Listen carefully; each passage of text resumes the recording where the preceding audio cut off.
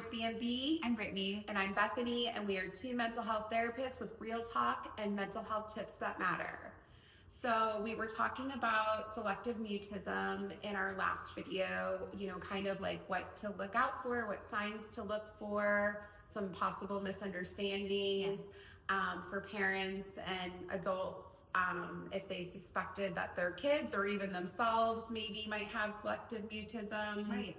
And we kind of promised that we would follow up with a video about like how to help individuals with selective mutism, I guess, find their voice, so to speak. Mm-hmm. So, it's just going to be strategies, approaches that we've used in therapy and treatment that have been successful, and we have a plethora of them. Yeah. I'm going to let you kind of tell your most recent story because Brittany was talking about this just 2 weeks ago about one of her clients and where she started and where she is now. And obviously there's still more work to do, but just something to like shed some light on, I guess like how it could be and how it can be to provide hope. Absolutely. So this particular client is an adult right now, mid-20s, and she has received therapeutic,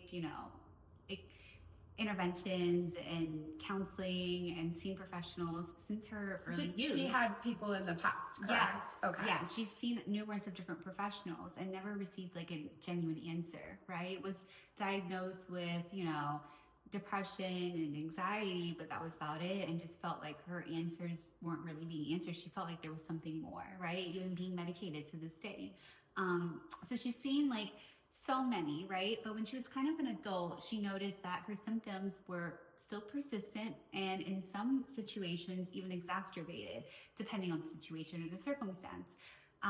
And so this particular client came to me almost 2 years to date. I can't even believe that. It doesn't feel like she's been there that long. I know. It's so amazing though, because when she came in, it was, a lot of negative self-talk. And I want to say her mom, because I do most of the consults, her mom called and she's an adult, I think because of the selective mutism. Right, I was just going to say. That just popped into my head. Her mom called to talk about because she therapy. So full disclosure, this particular adult client wanted therapy and still wants therapy because I'm super awesome.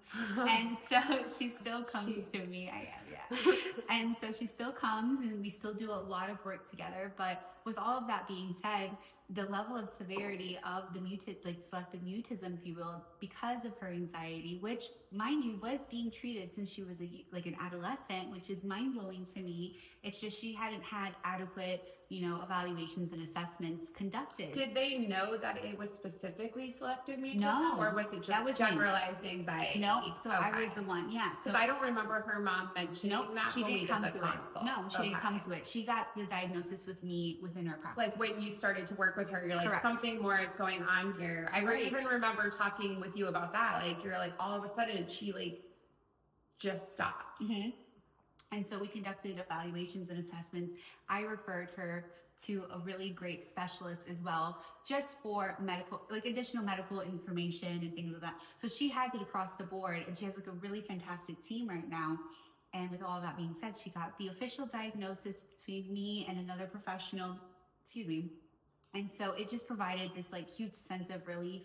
And, now kind of like fast forward through interventions and techniques and strategies that we're about to share with you all, kind of like tuning in with us.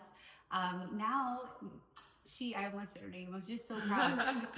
Now this client is traveling internationally with friends. Now this client is starting to advocate for herself. Full disclosure, again, we'll talk a little bit about this, but I do host like an adults social skills group as well. And I think that is so helpful for these types of situations. And we'll explain on, why that's effective and things of that nature. But this is a really hopeful story. It did take 2 years. This particular individual, again, was not diagnosed with selective mutism until her early 20s. And then with 2 years of clinical counseling has made tremendous success. Yeah. Right? Is she on an SSRI? Okay. What medication is she on? She is on a stimulant. Okay. Because, and the reason why I ask is because, and with generalized anxiety as well. SSRIs seem to be the way that a lot of psychiatrists like to go to help give you more serotonin and to lessen the anxiety. So I just didn't know when you said that she was on meds. Right. So we did do a, so there's 2 different types of like genotype assessments that I, highly encourage everyone to look into. It kind of alleviates this whole trial and error through medications. And so there's one called GeneSight testing. The swab? Yeah. So it's either a swab or one collects your saliva. Yeah. And they send it to your house, and most insurances in the United States of America cover it. One of my clients actually took one last week, and we were on the phone with the psychiatrist, and she said after insurance, I think after their particular plan, it was $300. Yeah. But $300 to find out exactly what medications will work with your body chemistry and what ones won't takes a lot of the trial and error away, and a lot of the adversity towards taking medication if you need it, because a lot of people, especially with stimulants or SSRIs, will take medications. It won't be the right one. They might have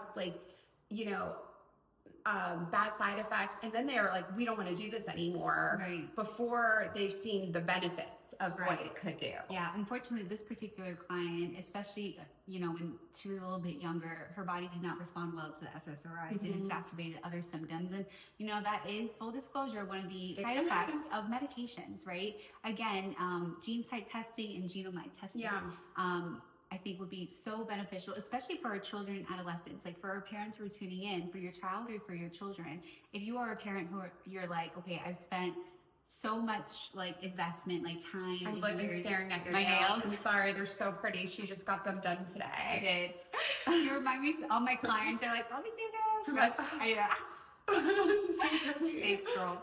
But no, it's really important to if you are considering medication, to really look at those 2 assessments. Yeah. No, I was like really excited to hear that it's super expensive, because I assumed that it was. Right.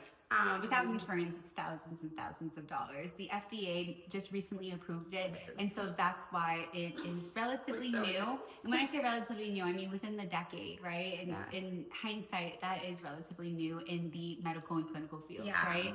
So again, GeneSight testing, Genomite testing, it kind of eliminates or at least mitigates to a certain degree, medications that your child or you as an adult can respond to effectively. But medication can only take you so far. Correct. We're very, very big on letting our clients know. First of all, we don't always jump to medications until we've tried other interventions, which I think we've spoken about at length.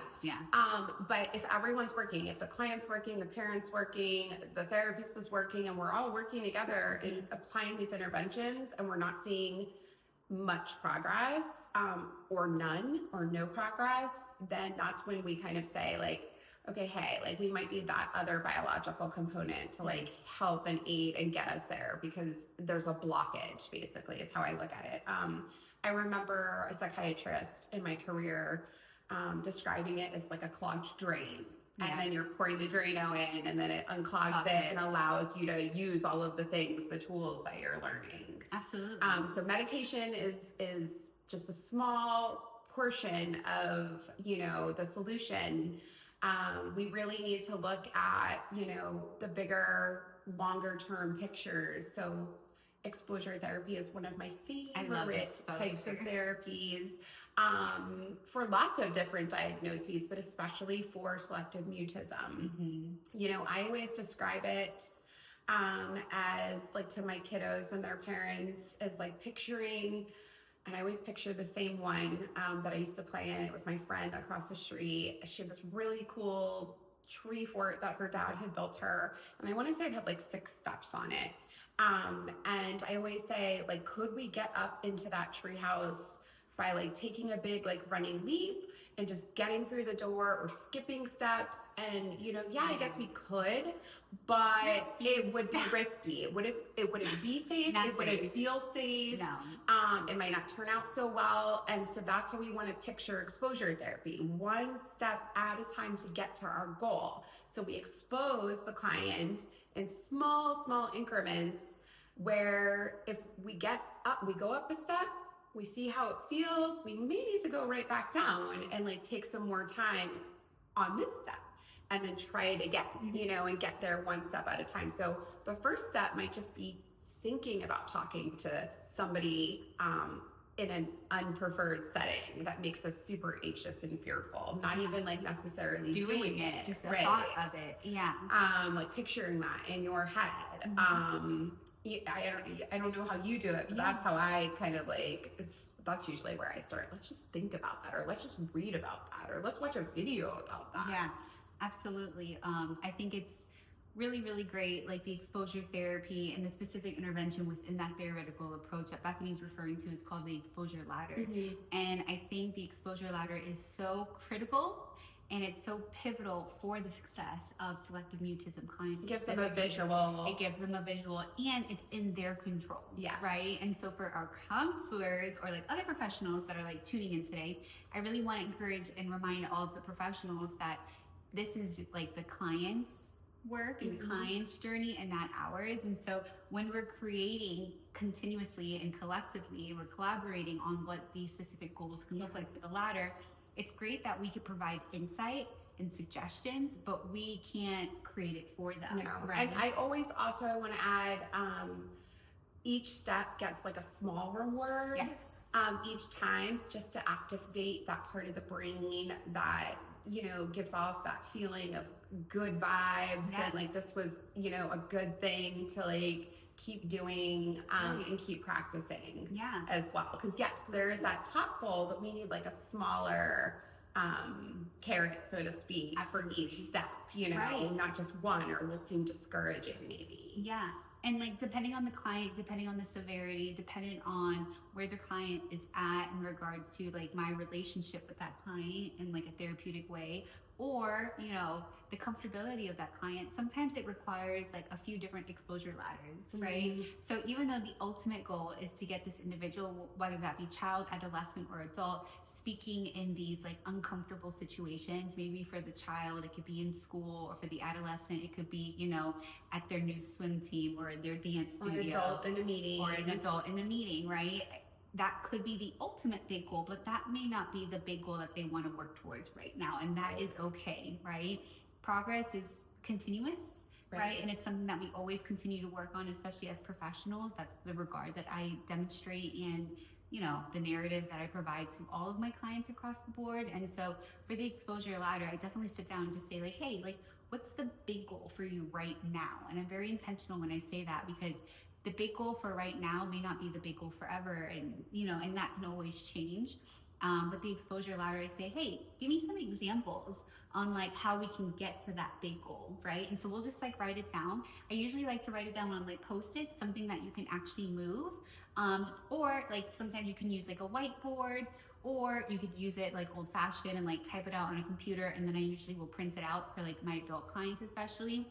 And I'll have them like number and allow them the control of like what they're comfortable with starting first, and allowing them to create the ladder essentially, right? Yeah, absolutely. And I think even for adults, you deserve the reward too, because you're working super hard, right? It's kind of like when you're going to work, whether you love your job or maybe dislike your job, going to work, your biggest motivator to go to work is the monetary benefit during your paycheck, right? That is your reward. So reminding yourself, like, even though you are an adult, it is not juvenile to reward yourself, right? Yeah, definitely. So. I've had a ton of kids.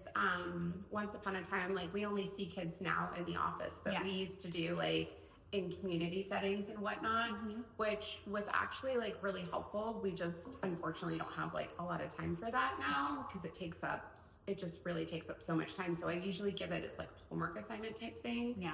But like make it like a fun outing. Like we've got a lot of kids with selective mutism that don't want to like order food, or they don't want to, you know, pay for their items at a store, because again, we might have to speak and you could get something wrong. And again, that's kind of the fear of selective mutism, is saying something wrong, or, you know, not saying the right thing, or being judged by what you said.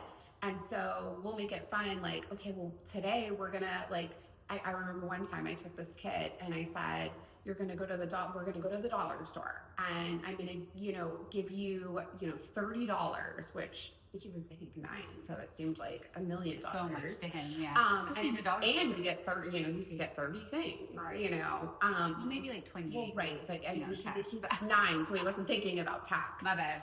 They don't think about tax yet, and at least my 10-year-old is not. You're like, well, more like. Yeah.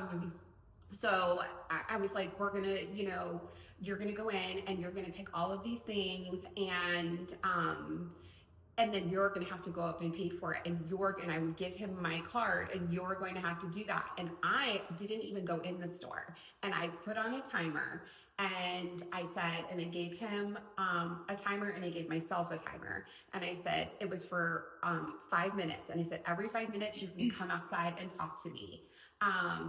But then we had another timer. He would come out for the 5-minute mark, and then he would talk to me for 30 seconds. And then the times in between, it was like 30 seconds, then it was 25 seconds, then it was, to kind of fade back. And so to work towards that, but he kept going back, even though he was uncomfortable, because it was motivating for him to get the thing. Right. So that's a different way you could do exposure therapy too. Absolutely. And I have. Yeah, I love that. I think so.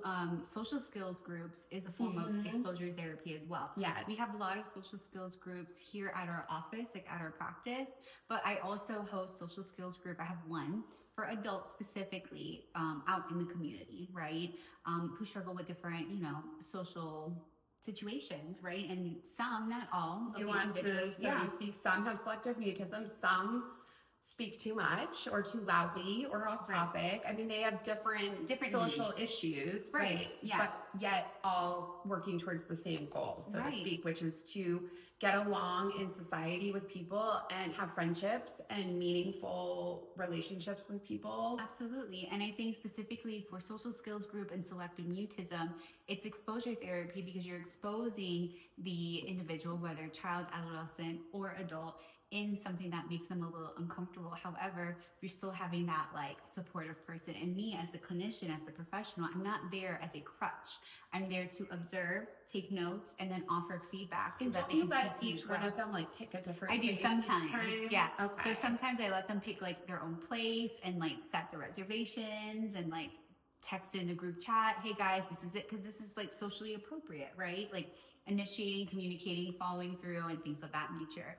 And I think for selective mutism, it's interesting, right? But again, it's so helpful, and social skills group is a part of exposure therapy because you're exposing them to the thing that they struggle with or that presenting challenge or concern that is consistent with the selective mutism symptoms, right?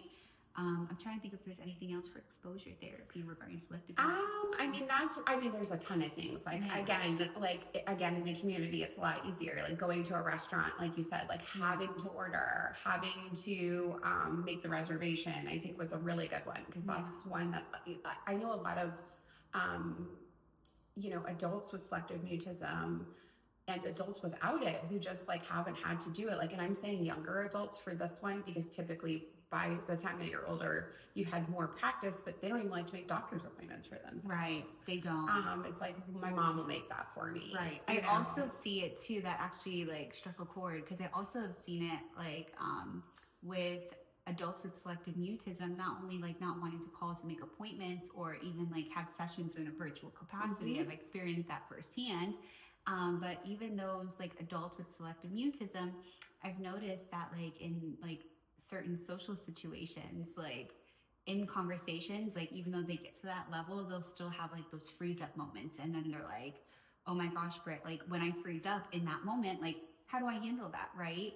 Just working through that. And I think this is a good segue into another theoretical approach. I think CBT is a good one. Feminist theory is a good one. Yeah. Mindfulness techniques just in general, which are grounding techniques, meditation, breathing techniques. It can really calm your nervous system, because that does play a huge role. Anxiety definitely can trigger in a negative light and negatively impact your entire nervous system. That's what reproduces those psychosymptomatic symptoms, right? And so I think it's important, with CBT, and you'll notice a lot of integrative approaches. So for those of you who don't know what that means, it's a clinical terminology that we use that means we're integrating different types of approaches and techniques for the most effective and appropriate results, right? Towards the goal that the client wants to achieve, not necessarily us as clinicians, right? I always like to shed light on that because I'll have clients like, oh, Britt, like, what do you think I need to work on? I'm like, well, what are you willing to work on? Yeah. Right? And so talking about CBT, cognitive behavioral therapy, specifically in connection with selective mutism, is super effective if done appropriately, accurately, and consistently. CBT, Now, I always say, to everyone that I'm introducing it to, it's pretty easy to understand the concept of it, but it's not easy to do or you wouldn't be here. That's what I say to all of my parents and kids. Same. If we were doing this and it was so easy to do this all the time, why would you even be here? You wouldn't need me. And so we teach it in different ways each week that the clients come when this is something that we're working towards. And then I also have them do it at home as practice, so like I'll say, okay, so this week in between session, whenever, you can think about a behavior, like maybe that behavior or behaviors that happened that day or that week that was unfavorable, maybe think backwards. Okay, well, this unfavorable behavior happened because I was feeling a negative feeling. Unfavorable feeling, which means I was thinking an unfavorable thought, an automatic negative thought about a situation, and then move forward on what could I have thought differently about that situation, and then play the devil's advocate of what then would I have felt and how would I have responded. And practice that, even though the behavior and the event and the feelings and the thoughts already happened, but to practice, just go backwards and write each one down, and then how you go backwards and then go forward. And because you have to practice it, or it's not going to just automatically in the moment when we're feeling that fight, flight, or freeze, or fawn, or whatever stress response. If we haven't practiced the interventions when we're calm and not feeling these stress responses, we're not going to be able to use it when they're occurring. It's just not going to happen. Right, absolutely. It's kind of comparable to like learning a new skill. Like, for example, riding a bike, right? Like, first time riders on a bike, you're not going to just like hop onto the bicycle and just be like, oh yeah, look, I'm a professional. Like, absolutely not. You're going to like fall, hurt yourself. Hopefully not too bad, but like it's going to happen, right? Because it's like a new skill. And if you don't practice that, are you going to get better? Absolutely not. Right. And so it's so important. And because I have so many clients, well, Miss Britt, like these aren't working. And I'm like, okay, honey, like, well, are you practicing them? Well, why would I practice something? I tried it once, right? And it's like, okay, great. So you rode your bicycle once and you fell, right? It seems like, are we going to give up? And what I find a lot of times too, when they say it's not working and I ask them, well, tell me, and they say, oh, it's not working. Well, tell me how you did it. Yeah, show me. Show me how you did it. Tell me how you did it. And this is to parents and the kids, like whether it be the parents implementing or the kids practicing, and then typically when they start to explain it to me, they missed a step or they missed like a detail. And even though it's a small detail, it was an important detail. So then I'm like, okay, so this is why we need to practice, because even if we miss one detail, it could change the whole trajectory of if it works or if it doesn't work. Absolutely. I think with CBT, the biggest thing is, again, specifically towards our individuals, child, children, adolescent, adults, right, in any capacity, for selective mutism. Cognitive behavioral therapy is basically switching your negative intrinsic thought to something positive. Because you have a negative thought, how are you going to feel? Negative. And if you feel negative, or if you're experiencing like a negative emotion in that moment, how are you going to respond, behave, or act? Typically negative, right? However, if you kind of circle back to the initial thought, if you change that to something positive or something at least optimistic, I tell that to a lot of my clients as well. Because, in some situations, it is really crappy, right? So, for example, like an uncomfortable situation for like my selective mutism clients, if you will. Gosh, I have a work meeting, right? I have a work meeting and, I'm super stressed out about this. Or I have this big test, Miss Britt, and, the client could be like in kindergarten and they're like, oh, I got this big test, and sight reading. Right, it's sight reading and you have to stand up and you have to like or read out loud to the class. You know, they do that, unfortunately, and it could be very anxiety driven and trigger that anxiety symptoms, right? But anywho, scheme, I think it's important to remember that when you are experiencing those things, think of a positive, right? So instead of saying, oh my gosh, I have to read in front of the class, that has like a negative connotation, right? Or, oh my gosh, I'm so worried about this work event. What if I say something wrong? What if I mess up on the sight words in my kindergarten class? What if I say something like wrong in the work meeting and now everyone's judging me? These are all negative thoughts, correct? However, I always encourage my clients through practicing different situations, whether that be perspective taking skills, role play situations, or Bethany has this really cute CBT board game that I really enjoy, and I will either utilize that or modify the game so that it's age appropriate, because sometimes it's too old for some of my little clients, like my 2, 3, 4-year-olds, or it's just too juvenile for my adult clients that are in their 20s and 30s, right? And so I think it's important to, like, you know, as a clinician, for the clinicians who are watching or professionals who are watching in any capacity, modification is huge. So yes, we're kind of giving you guys these examples, but definitely encouraging you guys to appropriately modify these examples so that they are age and developmentally and cognitively appropriate for your child, your children, or maybe for you as an adult, right? And so for CBT, thinking of things positively. Another example that I like to do with CBT is, like, you know, if any of my clients are watching, they're gonna be like, oh gosh, here goes Britt.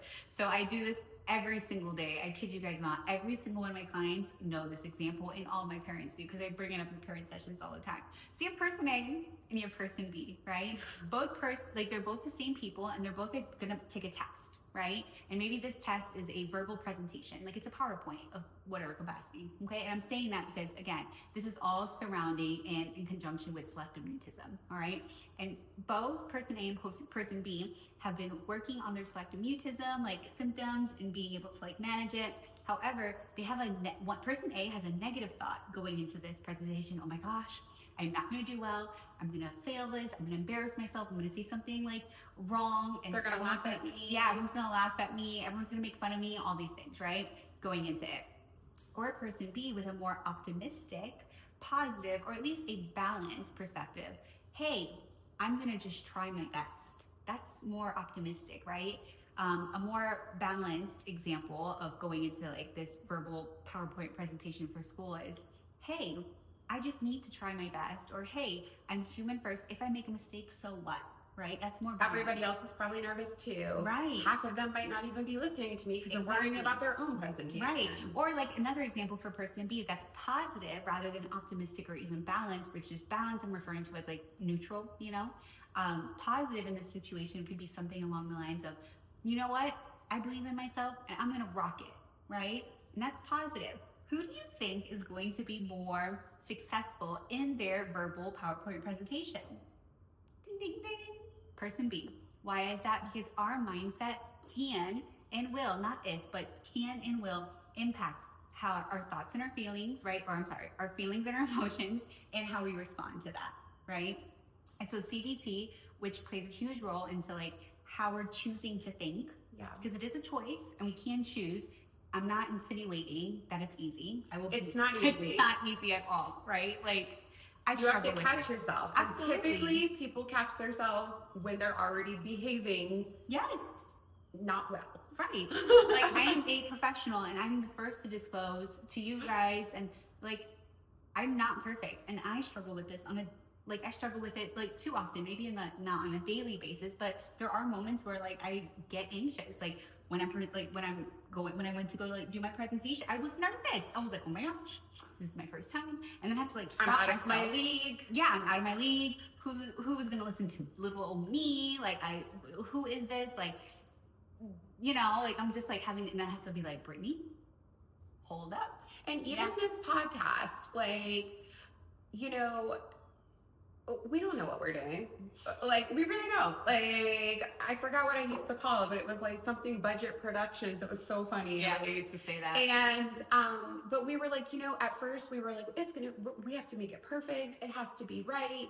Now we're like, we don't care. Like, as long as we're getting information out there for people, and it's helping even one person, that's our way of looking at it positively. Like, then we're doing a good job, and we have fun every time. Yeah, we have a lot of fun. This is something that we thoroughly enjoy, and I think our biggest motivation is just, we believe that mental health is a part of healthcare.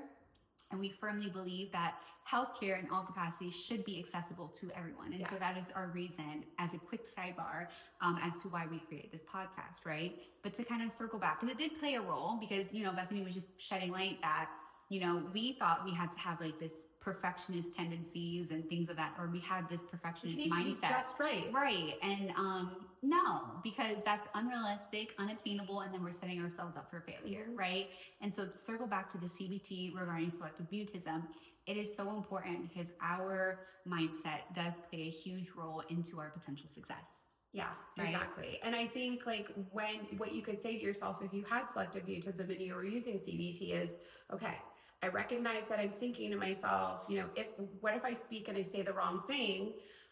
But like in our last video, I said, what did I say? Selective autism. Oh yeah. And I totally said the wrong thing. That's not even a thing, by the way. Yeah, so I'm selecting to be autistic today, but then I was like, whatever, moving on, because it was a mistake. And then I got other information out there that was helpful. So at the end of the day, I might say something wrong, but who cares as long as I reach my end goal, which is to help people. Right.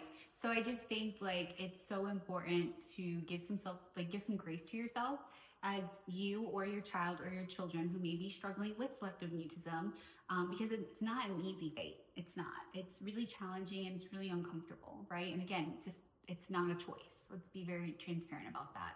And so another thing that, we can, I think you should talk a little bit about feminist theory. Okay. Yeah. So I think like another thing that's going to be really important is feminist theory. What is feminist theory? A lot of people have this misconception, like even clinicians and like fellow colleagues and professionals and doctors, that I've had to actually do a lot of psychoeducation on and inform them of what feminist theory is appropriately supposed to do, right? For lack of better terms. It has nothing to do with just women.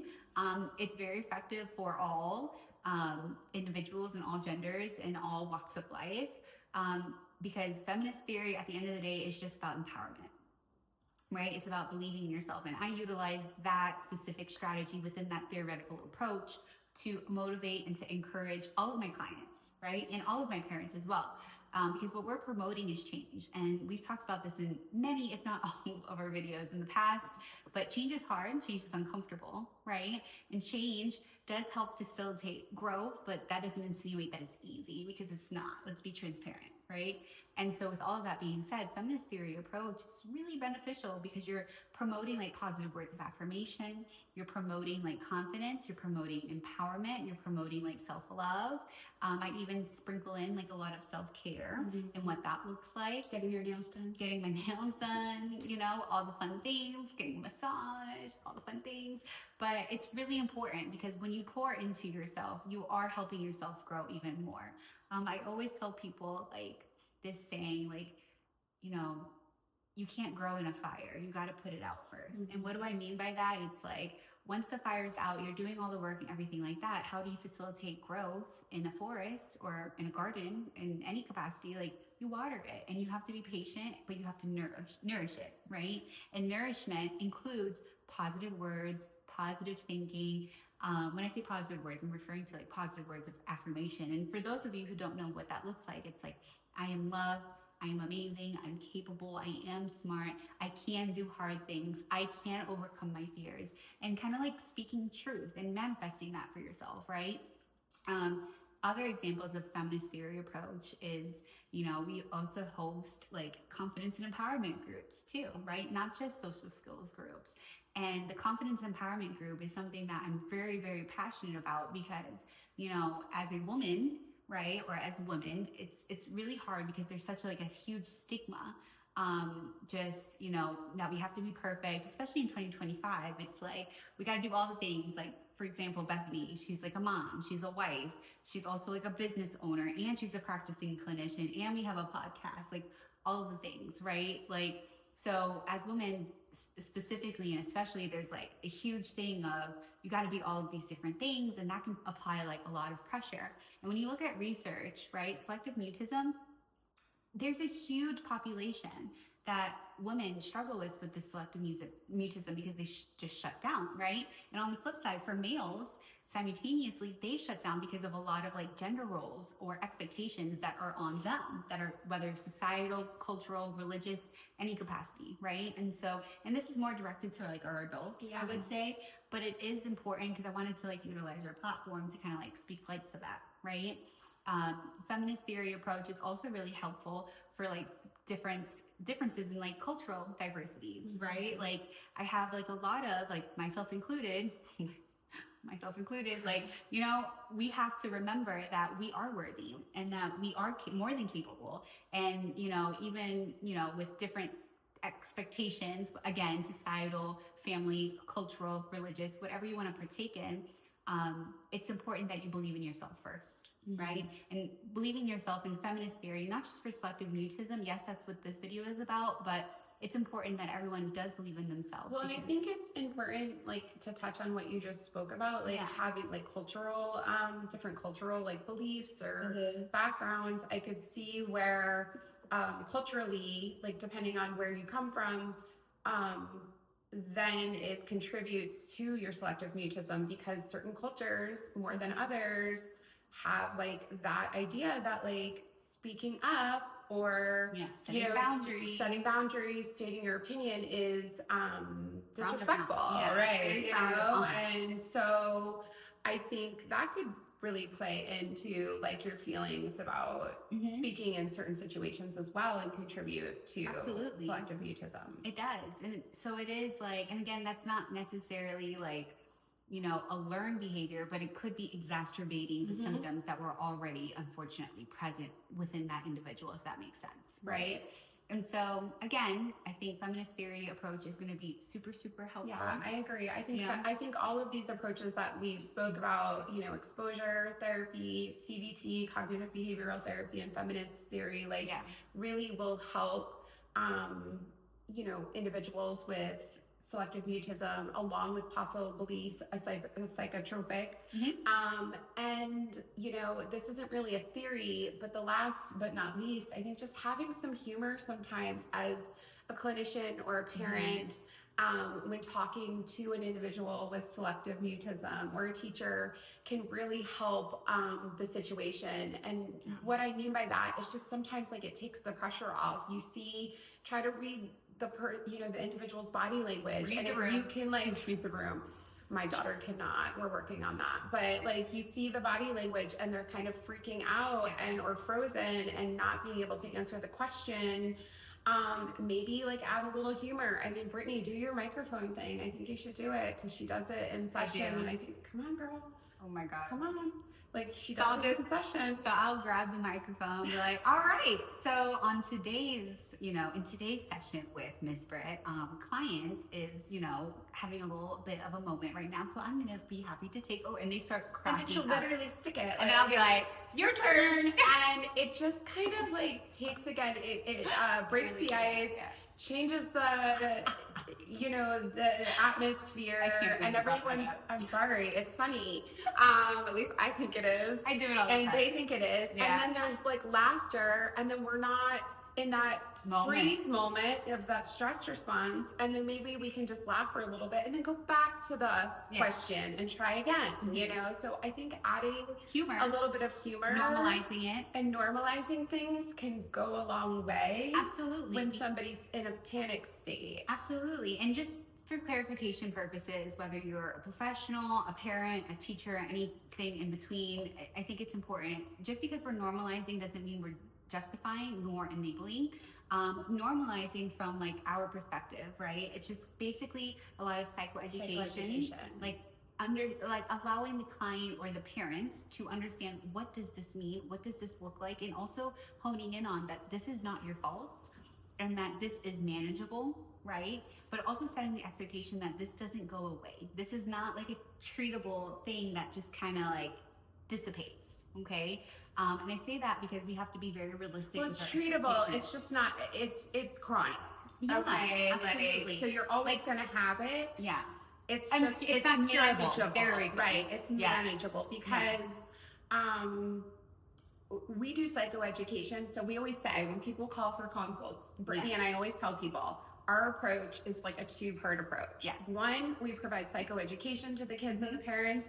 We talk a lot about like what emotions we feel, why we feel them, how people respond to them differently, to normalize it. Because once we feel like it's something that everybody experiences to some level, to some degree, it's like, instead of there being something wrong, it's like, okay, now let's focus on a solution and how to manage it. And it's so much easier to do that once it doesn't seem like it's only me, or this makes me weird, or, you know, like something's wrong, like it's a defect, you know. And then our second approach is applying like the intervention, you know, to how to manage it, how to find a solution. Absolutely. So psychoeducation is just such an important piece. I'm glad you brought that up. Yeah, because it is. It's like you need to like allow the client and the village surrounding the client to understand appropriately what this really means, and honing in on effective tools and strategies to promote the success, right? Again, it's not curable, but yes, it is treatable. It doesn't go away though, but it becomes more, it just becomes easier to manage long term, right? Because you're going to have the skills and the tools to be more successful across the board. I think for last thing on the counselors, because I do want to talk about parents and like teachers and things too, and give you guys some tips. But for our other professionals that are like tuning in, I think collaboration is super important. It's like collaboration is key. It is. And you know, a part of our roles as like therapists is advocacy. And for those of you who are tuning in and you are you have the biggest honor of working with me as your clinician. You know I advocate, right? So like advocacy, I do not take lightheartedly. It's something that I thoroughly enjoy. I think it's one of my favorite parts of like my role as a clinician. Advocacy, especially for my like children, adolescents, because like I don't take it lightly that I'm their voice and I'm their like representation in that capacity to help them like grow and be their biggest like supporter alongside and with their parents. Because here's the thing, parents don't know all of the things, right? Like I think if they did, our occupation really wouldn't exist. Correct. And so I'm here as a tool. I'm here as a resource. They don't always necessarily know what to ask or what resources are available. And that's where we kind of come in and advocate and say, these are the questions you want to ask. These are the resources that are available. Let's see if your child is eligible for them. Absolutely. You know? Whether that just be, you know, additional therapy, social skills, empowerment skill groups, confidence groups, the, you know, accommodations maybe at school to be more successful, and then eventually fade them out, and then working in collaboration with all of these different professionals for the best interest of that client. It's just going to be super, super helpful for parents and for teachers, for both, you know, in those two environments. I never encourage, I actually talk about in parent sessions, you know, like, oh, well, Susie could just say hi. Like, girl, if they could, they would. You know what I mean? Like, again, like, I cannot reiterate this enough. This is not a choice. This is not what they want to do, right? They're not being like shy by default, nor are they like being defiant or stubborn or disrespectful or even rude. It's like they want to partake, they want to engage, they just physically can't in that moment, right?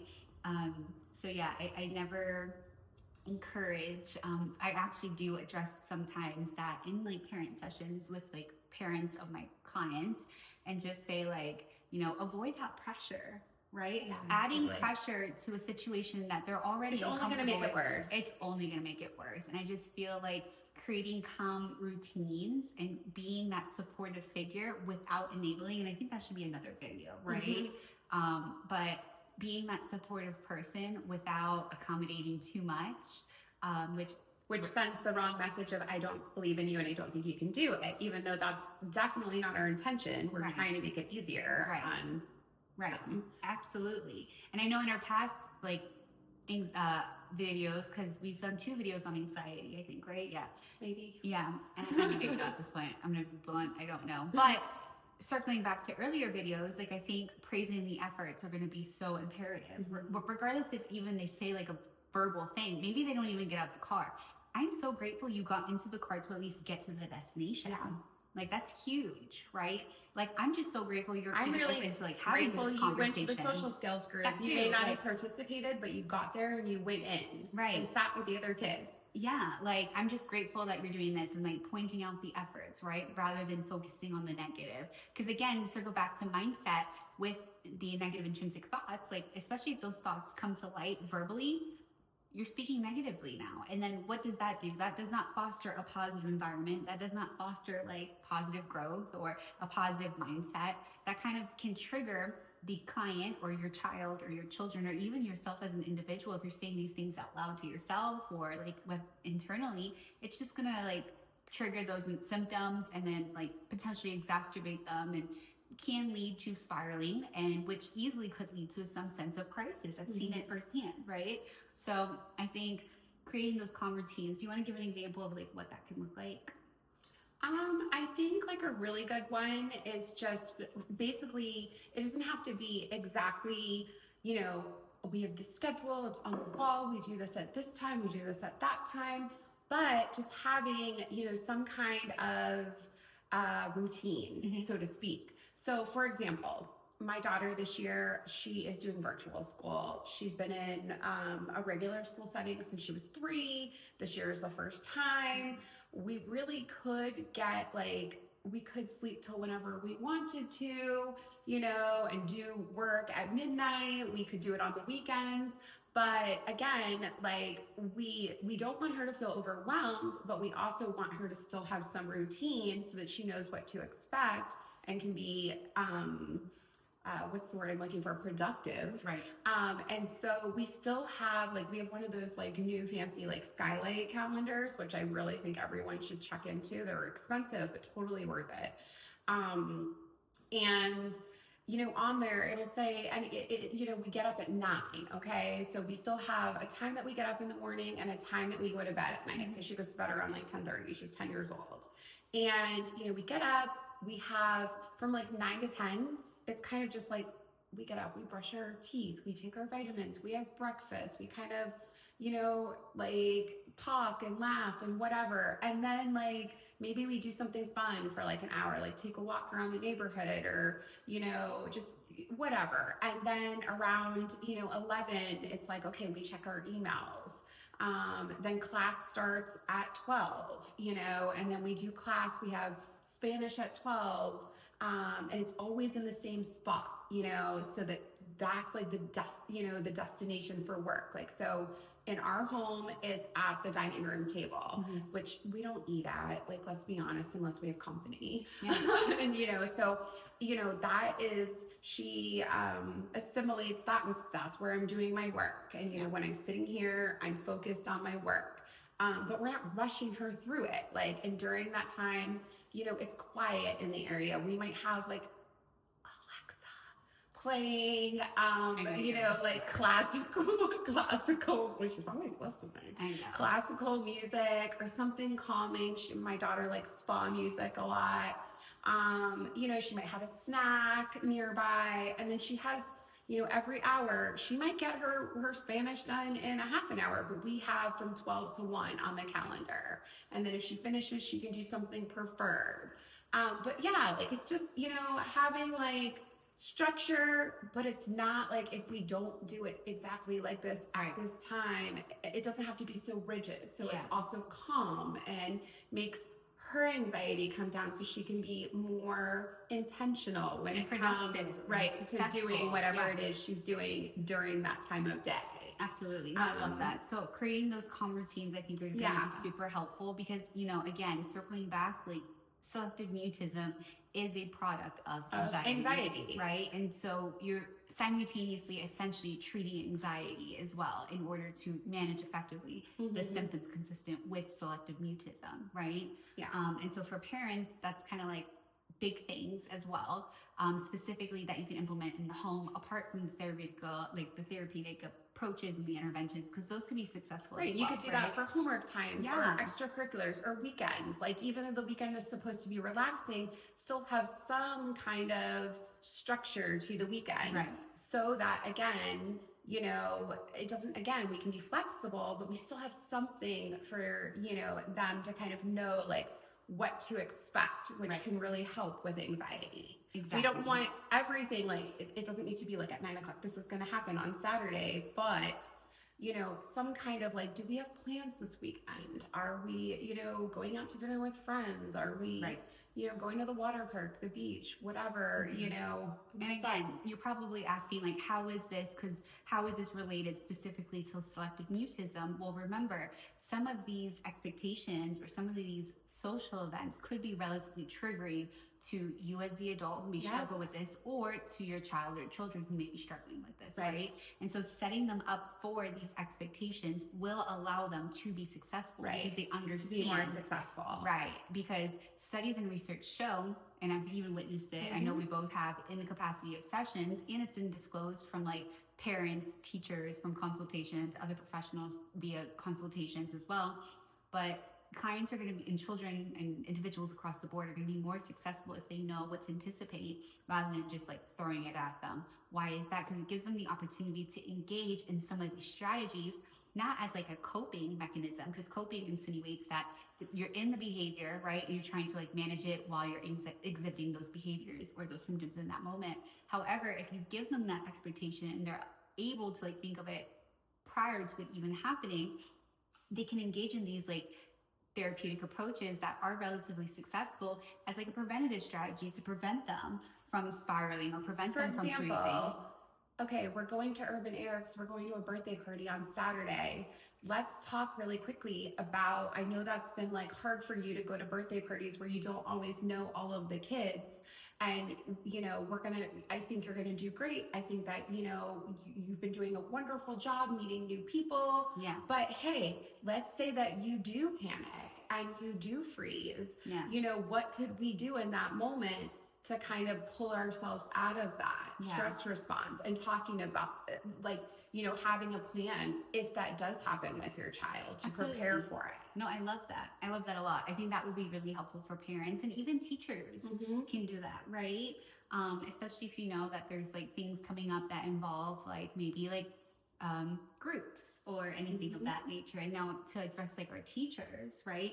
I think it'll be really important if you notice like a student, whether they're diagnosed or undiagnosed, and you're seeing, symptoms consistent, or maybe your student actually has the diagnosis, like what can you do as a teacher, right? Well, there's a lot that you can do. I think one of the best things that you can do is just talking to like the student and just saying like, hey, is there a student that you feel most comfortable with, and pairing them up with like a buddy, right? Or maybe you notice that the student talks more to one student than other students, right? And so pairing them up, or, very intentionally putting that particular students, like those two students next to each other, right? Or assigning them to groups. I think that would be really effective. Do you have any other suggestions?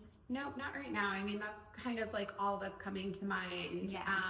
And like nonverbal, like participation methods, right? Yeah. So like PECs could be helpful, right? So picture exchange communications, or just, especially if the student has like an accommodations plan, definitely follow suit to that as well. Or maybe just advocating that your student gets an accommodations plan as a teacher. Like if you're noticing something as a teacher, because you are in that capacity a professional, and you're noticing some concerns, definitely addressing that with the parents and advocating on behalf of your student, and just saying, hey, I'm noticing these things, right?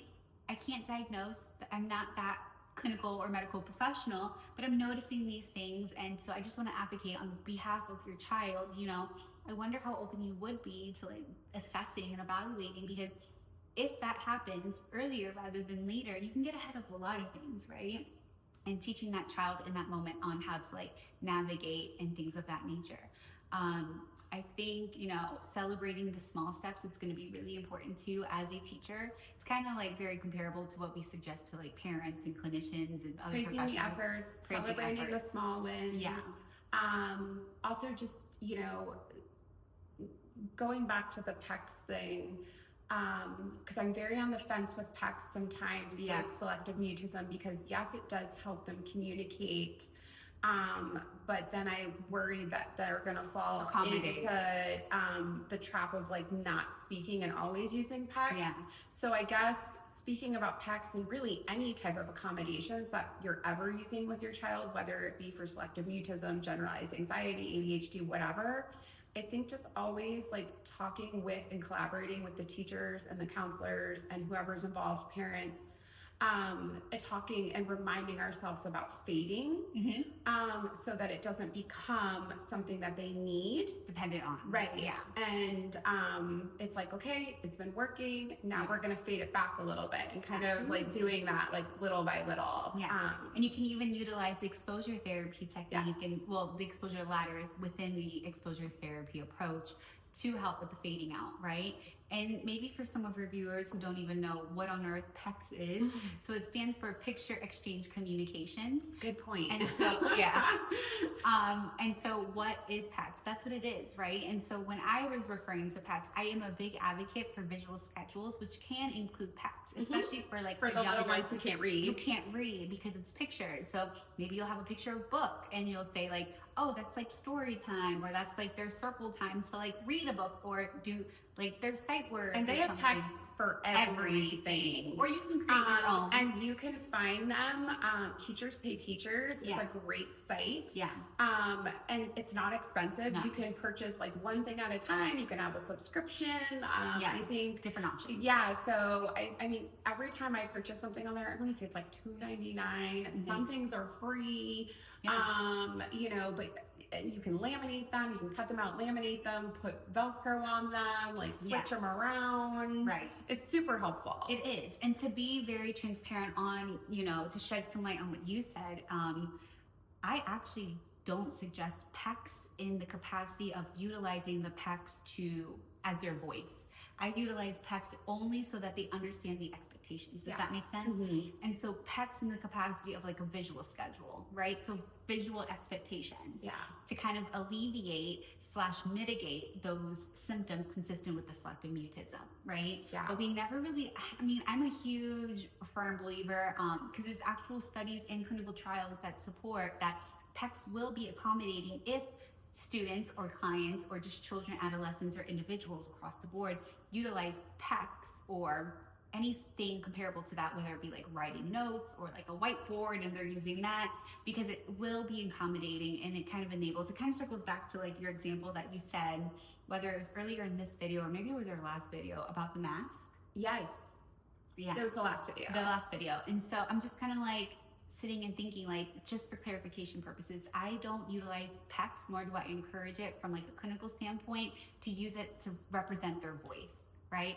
Because if you have selective mutism, which we talked about in our last video, it is not that you don't have a voice. It's just that in specific situations you shut down. You shut down and you're not able to use it. Whereas PECS, we do encourage using it if you actually are nonverbal and can't speak. So in our last video, we talked about how it's only selective mutism if it's only in certain specific situations, whereas there are children and adults who are nonverbal in all situations and would then use the PECS to communicate. Absolutely. And it would be their voice. Absolutely. So I want to be clear about that as well. Absolutely. But for selective mutism, students, clients, children, adolescents, adults, individuals with selective mutism across the board, they have a voice. They just cannot use it in all environments due to the severity of the anxiety that they're experiencing in that moment. Exactly.